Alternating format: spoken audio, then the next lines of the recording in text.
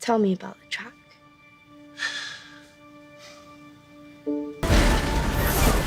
Bloody hell! Recreating the Le Mans race was something that took months and months and months of effort, working closely in collaboration with just about every department on the movie. I am a national and international licensed race official with both pro and club racing. My responsibility is to keep it as authentic as it should be with reference to the cars, with to the track, and how we approach racing. Picture cars had to be involved, stunts had to be involved, of course. Second unit was integral to the effort. Visual effects, previs, storyboards. I mean, it was really a behemoth of a sequence. Le Mans is in a beautiful village not far from Paris and still exists on the same track of this amalgam of country roads, although I think a little better groomed than it used to be.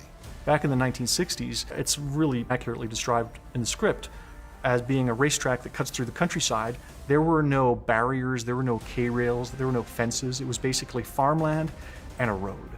And that's really what made the Le Mans race really, really unique. One of the early efforts was to try to find, like, where were we going to shoot our Le Mans race? So what we were looking for is countryside that looked like the Loire Valley region in France, that's very lush and green. And pretty quickly we discovered that we weren't going to find this in California. And what we fell upon was the idea that what was really important was some of the landmarks of the actual track. We needed a Mulsanne Straight.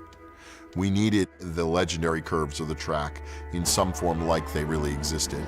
And obviously we needed the straightaway into the grandstand and the pit area. Also the Dunlop Bridge, which was kind of an icon, the great curved bridge in the shape of a top. When I got asked to do this film, I brought in Robert Nagel, who has a great racing background. So he'd translate good between the stunts and the race car drivers and the prep of it all. Robert Nagel and Darren Prescott are doing a fantastic job on really focusing on bringing back not only the reality of this movie and the time period, but also focusing on making it as realistic as possible. Nagel assembled a team of mostly proper professional drivers, former drivers, a couple of stunt guys mixed in there, but our main group of guys are former race car drivers. One of them actually won Le Mans. 3 of them, dads, raced before. So we have Alex Gurney and Jeff Bucknam and Derek Hill. So we have all 3 of their sons running in the races. We have quite a lot of actual race car drivers here that have a lot of experience, which really, really helps.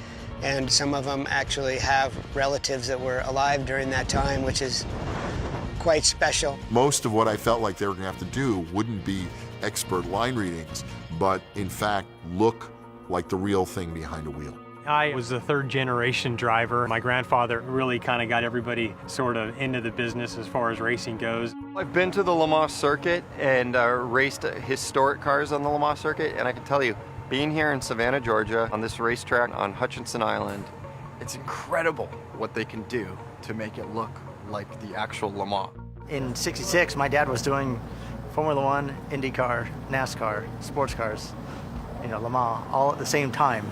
So every weekend was like that for him. It was such a huge spectacle back then. He talked a lot about it, to me and the various stories over the years and what he learned each year. It was much more an endurance contest back then than it is now. If you see the pictures from the start line, you see hundreds of thousands of fans. It was really one of the world's great sporting events. To assemble these drivers in this capacity has just been kind of a surreal sort of opportunity and moment for me. I've got to meet some new guys and the guys that I've known of but never had the opportunity to meet, and then work with some guys that I've worked with for many, many years, but it's certainly humbling. I've done some high-level commercial work and I've been around a lot of cameras and camera cars and the arm cars, but coming onto this film, I have seen stuff that I've never seen before. I'm so honored to take this role and to do it to the best of my ability.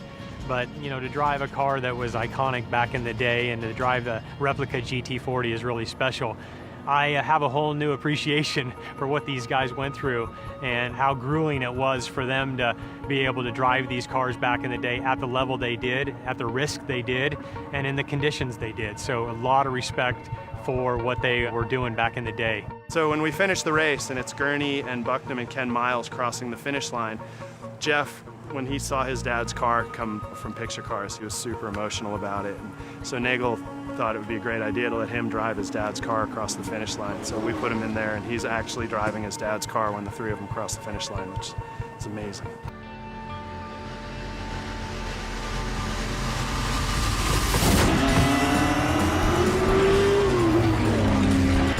It's about more than car racing. The movie is very much about characters who are obsessed with achievement. I certainly feel this way about filmmaking. How do you tell the perfect story? It's not something that's perfectible, and that's the beauty of it. For all of us, I think we found tremendous parallels in the racing world with the idea of making movies. We have to get funding. We have to convince corporations to pay for our dreams.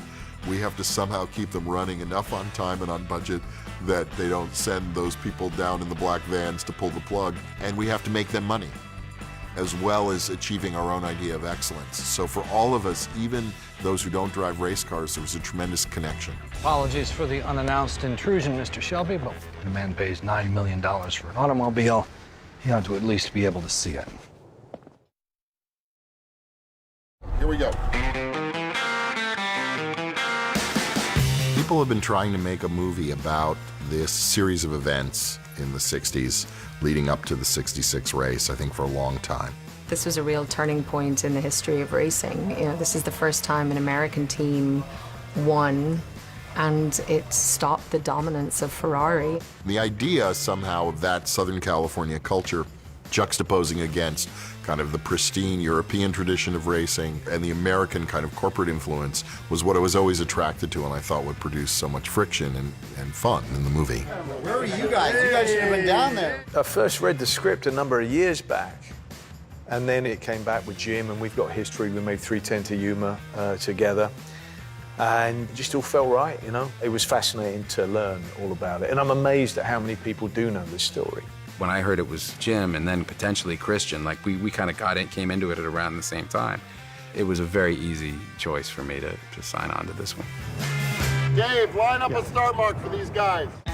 What always struck me about the story was that not only did it feature such unique characters, but nothing comes out exactly as you might predict. I'd always wanted to make a sports film, but one of your challenges making one is obviously everyone's going to expect when they watch it that the underdog or whatever characters you're following are going to win the race, and that it's going to be that simple. The thing with Jim is that the characters are really his joy, completely. He really is like a kid in a candy store with film. That's the simple solution that also makes what we've already shot good. Jim's been directing for so long that on the fly, he's aware of shots that he's going to need, and he's really good at talking to actors. Take you bet I am up there. It'll be a nice single of that. That's what I'm going to do. Anybody who's worked with Jim, he's very hands-on. He gets right in there with the scene with you. Fuck yeah, you bet I am. I think he's a guy who's enormously grateful to be where he is. You bet I am. And that's exactly how I feel. I'm enormously grateful to be a part of this cast and to be a part of this film. Well, I got to hand it to you, Lee. You came through. What do you think we've been doing for 70 years? Put engines in cars, we make them go. Jim has a way of seeing a take and having a visceral reaction to it and coming to you and discussing about what that reaction is and how about let's try something different. Everything from the way that it's shot, the lenses that they use when you see the shots, so, you know, you'll take a little sneak and it looks so beautiful. Every single little detail is just so perfect. Jim is on fire right now as a creative filmmaker. He is a very active director, which I truly appreciate. And he does it with this sort of joyful gusto, I would say, and this great sense of a flair of... I thought there was a lot of Ken in Christian. Christian's most widely known to audiences as the Batman, obviously, or Dick Cheney, darker characters, gruff characters, very often not British characters. And I think one of the revelations of the film is we get to see so much of himself as a working class kid from England, as a guy who loves motorsports, as a kind of passionate perfectionist, as a family man. All those aspects of his personal character fuse with Ken. And I think give him a chance to give audiences a taste of a really honest piece of himself. From the moment you're on set with him, he is the person that he's playing. You're aware when you're looking at him that he's completely in it. And that means in the physicality and in the voice. And that's the way that he's found works the best for him. Oh, look at you. Oh, no, man. That's pretty good for a Mets fan. Just physically, he had put on 70 pounds to play Dick Cheney, and when I signed up to do it, Jim said, oh, man, he's really worried because he's got to lose all this weight, and race car drivers tend to, they want to be as light as they can. Ken was had a very particular look. And I showed up and I saw him on the first day, and he was 170. So that's a 70-pound swing, and that takes an extraordinary amount of discipline. It was what he was doing and what he needed to do to play the role and to play it to the best of his ability. You want some ice cream? Yeah. All right. Come on in. Christian Bale is one of the nicest people I've ever met. He'll say hi to you, he'll joke around with you. He's always playing pranks and being really funny, but also he's really focused and really always in the zone, always ready to go as soon as it says action. It's such a gift to be in a scene with an actor of that quality. Your game is raised every time you step into a scene together because he's just so present and he has such an understanding of who his character is, and it's been really, it's been quite incredible. We took exactly from the documentation that we saw of him. Christian Bale wears a race suit a lot and coveralls, so it was just finding the right tone for him to still make him look good, but like the character, who might be more sloppy, and so we sort of did the fine line between making him feel like Ken Miles and also servicing the script. He went to driving school, so he had all the shifting and steering and turning down. He was not only acting, but mimicking facial expressions of Ken Miles. Okay. I went and I trained with Bob Bondurant, who race fans will know exactly who he is, which was an incredible time. Just the thrill of taking a car to its limit, in my very inexperienced way. But that was an absolute joy, and the thrill of that is amazing. And you don't have to be that great to push to your own limits. You understand what these true gods of racing must have felt like. And that's been so enjoyable for me. Hey, Bulldog. You're on the wrong side of the line. Oh, man. I've got to do more of these film things. I have found on movies that everything trickles from the top, and so when you have two people who bring it, who are happy to be patient, who wait on set, who want to figure out the scene, how to get it right, who aren't anxious to go back to their trailer or home, who want to figure it out, who everything, like their characters, what matters most is the excellence of the work. So you're gonna build a car to beat old man Ferrari with Ford, with a Ford. Correct. And how long did you tell them that you needed? 200, 300 years? 90 days.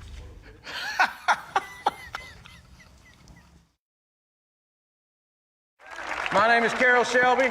I build race cars. Carroll Shelby is kind of a salesman and a hustler, and he's kind of compensating for the fact he could no longer race himself. Guy wins the 24-hour Le Mans, suddenly retires, starts selling cars.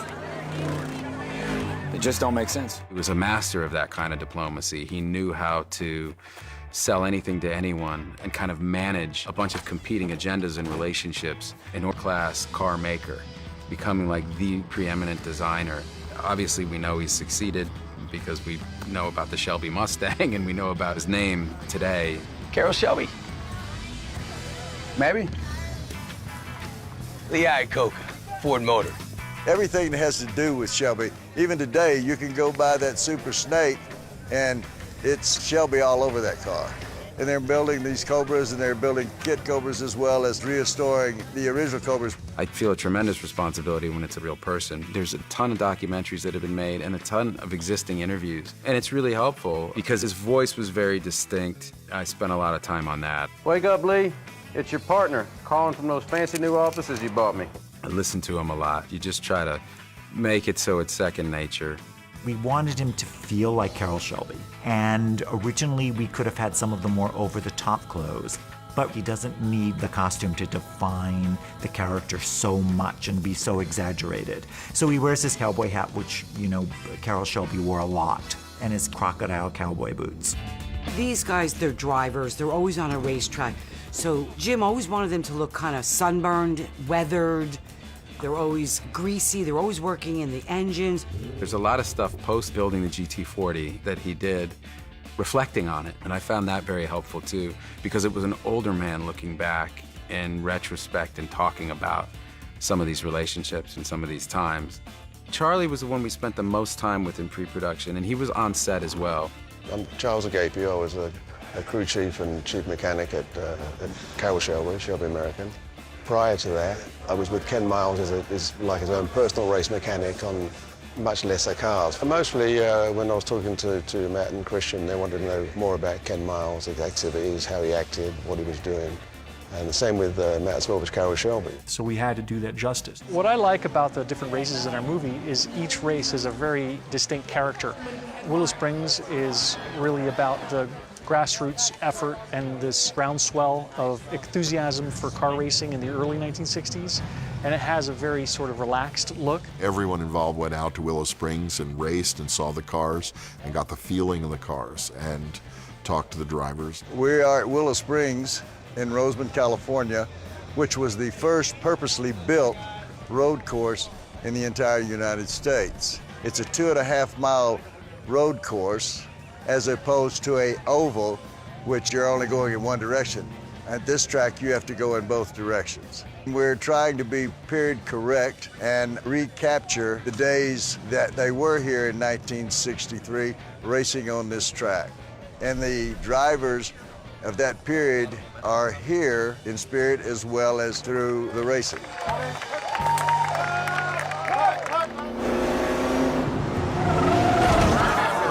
Cool, blimey. Still racing? We are still racing. Let's go. Let's go, guys. Come on. We shot Daytona at Fontana Speedway in Southern California. And the trick with that is just all you had to do is make it feel like Florida. And California and Florida aren't that far off from one another. This is really a unique location because it's the only oval-shaped auto speedway in California, and it's a pretty good representation of Daytona. Daytona is about 20% larger, and the banks are a little bit steeper, but it gave us this sort of canvas for all of the car racing and the circuit and the pits that we are going to extend in the computer and make. If you did, 13.6 seconds. This is a recreation of the original 1964 Shelby Venice office. We found this incredible building in South Los Angeles that was a pretty good analog for the actual building that still exists in Venice, but it's surrounded by 4-story condos in every direction. This is about a 2,500 square foot interior with a feeling of adjacent businesses. We built a surfboard company across the street, which is a recreation of an actual surf shop in the 60s that was there at the birth of sort of the surfing culture in Venice in the 1960s. We recreated that little cafe and kind of a feeling of the neighborhood. We saw that same car 3 times this week. Tuesday, Jeff Blitzer, Thursday, Frank Collins. Better hope they all don't show up at the same time. What's wrong with the water pump? And the mark? You could see when you'd arrive on set how much work had gone in to recreate this stuff exactly as it was. And it's fun when you get a chance to do a period thing like this where you're getting to tell a story on this scale. I've been very lucky in that I've gotten to work on some of the most impressive sets in the movie. The Le Mans set, the Ford factory, Ford offices, and Shelby's hangar out at what's supposed to be LAX. All of them just spectacular locations. They make an actor's job much easier. The set design has just been so amazing. We did a walkthrough very early on of Ken's garage before anything had been done to it, and it was just empty boxes. And then you come back 5 days later, and it was just incredible what they've done. Another satisfied customer. It's a great period, to be photographing and capturing. Not necessarily only relating to cars, but just the props and the helmets and the watches and the gloves and fashion. What Faden has always represented to me, no matter what project we're working on and its different demands, is he's always interested in beauty or composition, but not at the expense of reality. That our first goal always is to make sure that things don't get so pretty or so composed that you start to feel like you're looking at a window at a department store. You're not looking at the pulsing, vital reality of the film. We got into testing cameras and lenses for this, which was fun because I'm very much into period glass. We did a bunch of tests and determined But for this picture, anamorphic lenses are really the way to go. I like the...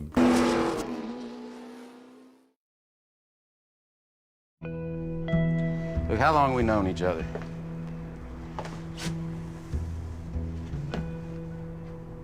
In all that time, I ever break a promise to you?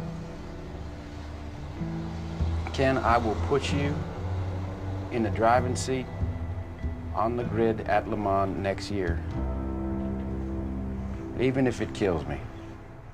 I hope the film, beyond the splendor of the period and the period racing and the beauty of the cars, I hope what you really get from it is a yearning to have friends like that, or to cherish the ones you have that are like that. Because for me, the movie is all about these connections between these guys. This is a zoom.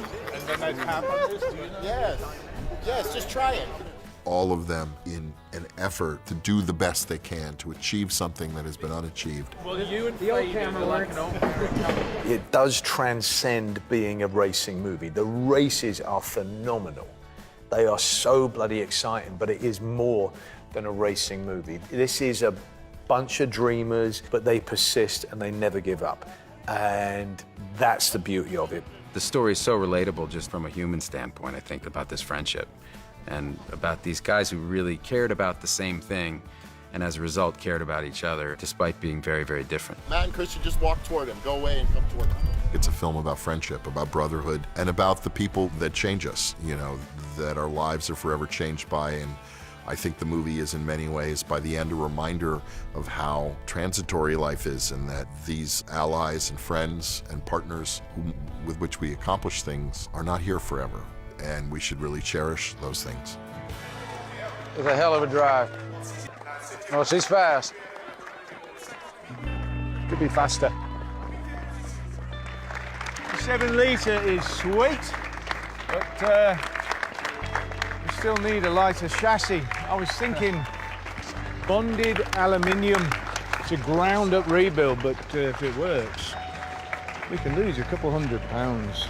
Well, what the hell are we doing here? Let me take a shower, get a cup of tea, and a ham and cheese cob or something. We'll get the bastards next year. Doubt it. Doubt it.